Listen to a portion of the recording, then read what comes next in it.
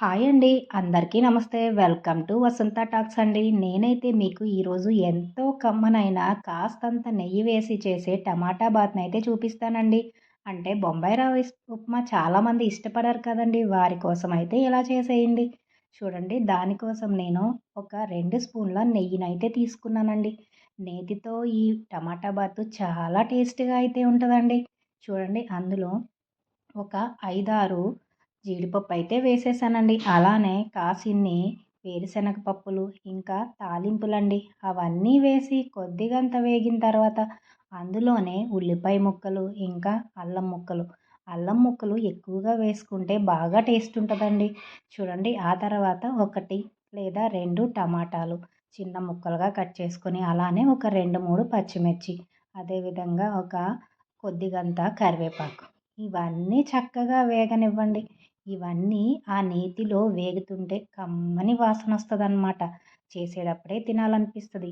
అలాగా ఒక 2-3 నిమిషాలు మీడియం ఫ్లేమ్‌లో పెట్టుకొని చక్కగా మగ్గనివ్వండి. చూడండి ఈ రకంగా అయితే మగ్గిపోతాయన్నమాట. ఇది ఇష్టపడని వాళ్ళు కూడా అంటే బొంబాయి రవ్వతో ఉప్మా ఇష్టపడని వాళ్ళకి ఒక టమాటా వేసి ఈ రకంగా చేయండి. నెయ్యి వేసి ఎంతో బావుంటది. ఒక కప్పు బొంబాయి రవ్వకి నేనైతే 4-5 కప్పులు వాటర్ అయితే తీసుకున్నాను అండి. మీరు కూడా అలానే తీసుకోండి చాలా బావుంటది. అలానే సరిపడినంత అంటే రుచికి తగినంత ఉప్పును కూడా వేసేయండి.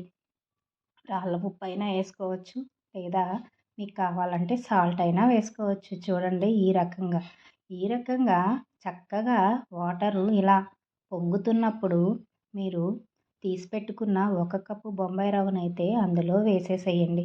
ఉండలు కట్టకుండా తిప్పేసుకోండి. చూడండి ఈ రకంగా అనమాట. 1 కప్పుకి 4-5 కప్పులు వాటర్ అయితే వేయండి. పర్ఫెక్ట్‌గా వస్తది. చాలా బావుంటదనమాట. చూడండి ఈ రకంగా అనమాట.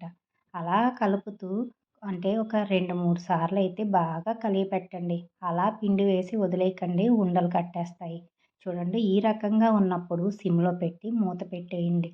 సరిగ్గా ఒక 5-10 నిమిషాల వరకు మగ్గనివ్వండి. మగ్గిపోయిన తర్వాత చూడండి ఇలా అయితే అయిపోద్దండి. చాలా టేస్ట్‌గా ఉంటది. అంటే ఒక్కొక్కసారి ఇది ఇష్టపడరనమాట చాలామంది పిల్లలు. ఇలాగా మీరు చేసి పెట్టండి. చాలా కమ్మగా ఉంటది. మూత తీస్తే కమ్మని వాసనొస్తుందండి. నేతిలో వేపాం కదా! ఆ దినుసులన్నీ పంటి కింద తగులుతూ, టమాటో ఫ్లేవర్‌తో, అలానే ఆనియన్ ఫ్లేవర్‌తో, అలానే వేరుశనగ పప్పులు, ఇంకా కాజుతో చాలా టేస్ట్‌గా ఉంటది. మీరు కూడా ఈ రకంగా చేయండి. ఉప్మా తినని పిల్లలు కూడా దీనిలో ఒక టమాటా వేసి టమాటా బాత్ అని పేరు పెట్టి చెప్పేయండి. పిల్లలు కూడా ఇష్టంగా తింటారు. ఒక్కసారి మీరు కూడా ట్రై చేయండి. చాలా బావుంటది. ఉప్మాని ఇష్టపడని వారు ఈ రకంగా చేసుకొని తింటే మళ్ళీ మళ్ళీ అడుగుతారనమాట.